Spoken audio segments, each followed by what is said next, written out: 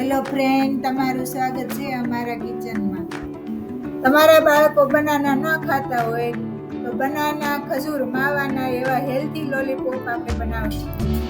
આપણે આ 3 બનાના લીધા છે, એના નાના નાના પીસમાં કટ કરી નાખશું.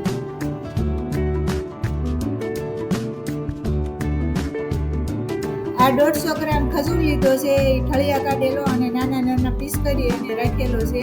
હવે એક પેન મૂકી ગેસ ઉપર, એમાં 1 સ્પૂન ઘી નાખી અને ખજૂર સાતળવા મૂકશું.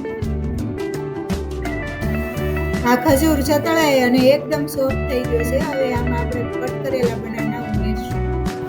હવે આ ખજૂર અને બનાના એક રસ થઈ ગયા છે. હવે બનાનામાં થોડોક મીઠાનો ભાગ હોય એ પાળી દેવાનો છે. હવે એમાં મોળો 200 ગ્રામ માવો ઉમેરશું. હવે એને શેકાવા દેવાનું છે સારી રીતે.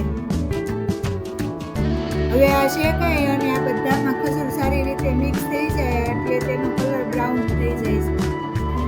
હવે આને વધારે ડાર્ક કરવા, ચોકલેટ જેવો કલર કરવા માટે આપણે 1 સ્પૂન કોકો પાવડર ઉમેરશું. 2 ડ્રોપ વેનીલા એસેન્સ એમાં ઉમેરશું. હવે આ શેકાય અને સરસ થઈ ગયું છે. એમાં થોડું થોડું ઘી છૂટું પડી ગયું છે. હવે આપણે આની ગોળ રાઉન્ડ ગોળી વાળી લઈશું. હવે આપણે ગરમ પાણી મૂકી અને તેમાં એક બાઉલમાં ચોકલેટ મેલ્ટ કરવા મૂકવાની છે.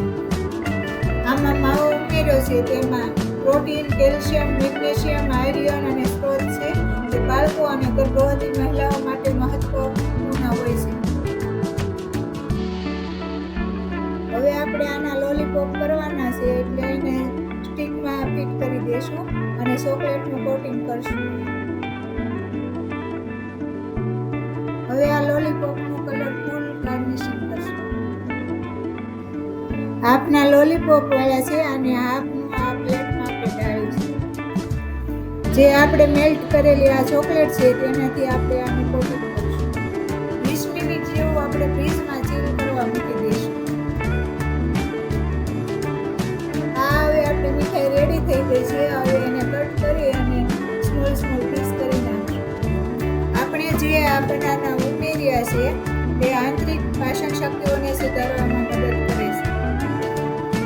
ખજૂરના ઘણા સારા ફાયદા હોય છે. તેમના મોટા ફાયદાઓમાં મેટાબોલિઝમ સુધારવા, તાજગી મળે અને તંદુરસ્તી મળે છે.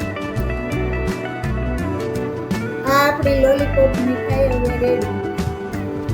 આ અમારી હેલ્ધી રેસીપી તમને ગમી હોય તો હજી સુધી અમારી ચેનલને સબસ્ક્રાઈબ ના કરી હોય તો સબસ્ક્રાઈબ કરો, લાઈક કરો અને શેર કરો.